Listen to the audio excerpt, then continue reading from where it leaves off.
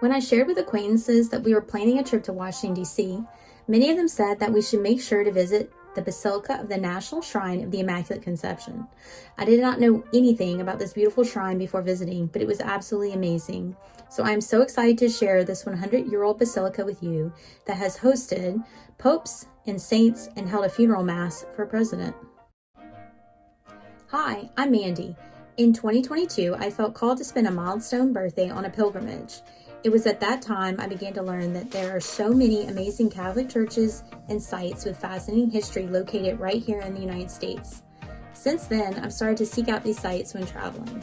I want to share these places with you in hopes that you too will also be inspired and encouraged in your faith. So keep watching to see our adventure to the Basilica of the National Shrine of the Immaculate Conception.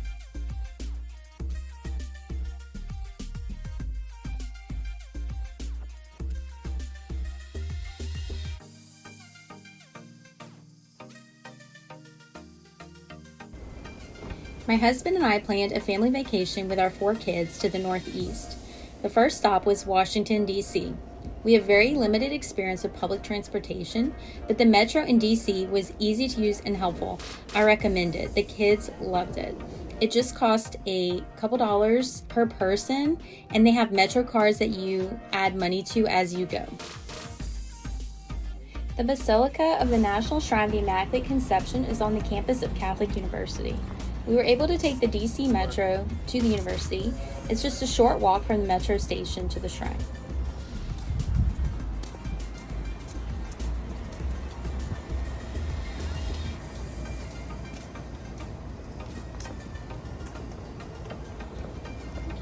This is cute.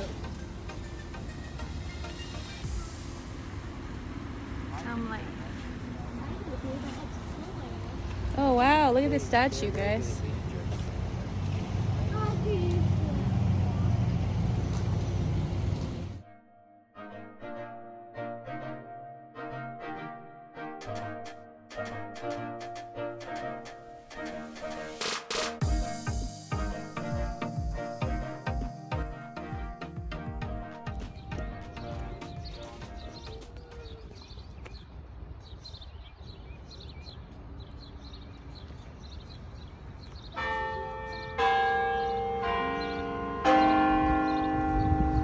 According to the rector of the Basilica's welcome letter, the Basilica is the largest Roman Catholic church in North America and one of the 10 largest churches in the world. I still cannot believe I had never heard of this church before. The rector also says this basilica was designated by the United States Conference of Catholic Bishops as a national sanctuary of prayer and pilgrimage and as the nation's preeminent Marian shrine dedicated to the patroness of the United States, the Blessed Virgin Mary, under her title of the Immaculate Conception. The Basilica's website is very helpful. I will link that in the description of this video. The Basilica is open 365 days a year from 6 a.m. to 6 p.m. They offer Sunday Masses and daily Masses. There was no cost and there was no need to reserve tickets beforehand. Tours are held Monday through Saturday. According to the rector, the National Shrine, also known as Mary's Shrine, receives nearly 1 million visitors annually and has been visited by Pope Francis, Pope Benedict XVI, St. John Paul II, and St. Teresa of Calcutta, also known as Mother Teresa. According to the Basilica's website, as a national shrine, the goal was to reflect the many ethnicities that encompass the great melting pot of the United States.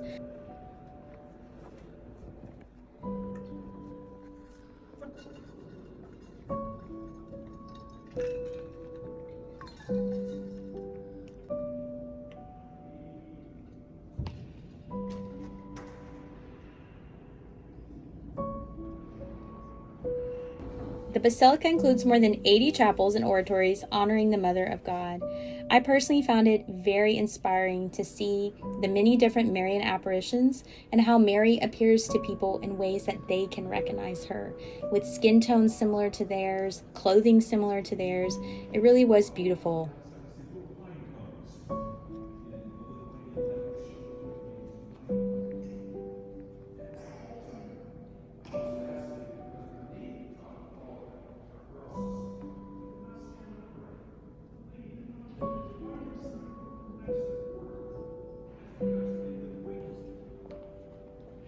This is the chapel dedicated to Our Lady of Guadalupe. It tells the story of Mary's appearance to a Native American man in the area of modern-day Mexico City. It is believed that the Blessed Mother appeared to Juan Diego 4 times. The apparitions led to a chapel being built in the area. It's a beautiful story of faith and miracles.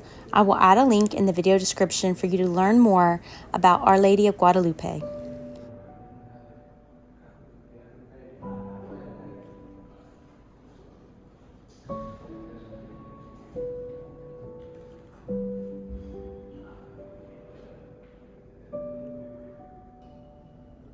We decided to join a tour, and I highly recommend that. There was so much information we learned from the tour. Our tour guide said the building of the basilica began in 1920, but building was slowed down by the Great Depression and the death of the bishop who was overseeing the project. After World War II, they recommitted to the building of the shrine. Pope Pius X was also instrumental in the building process. The tour guide said that they get many requests for weddings, but they do not offer weddings at the basilica. However, one person was married here, and it was President Lyndon B. Johnson's daughter in 1965. They also do not hold funerals here, but one person did have their funeral here, and it was President John F. Kennedy.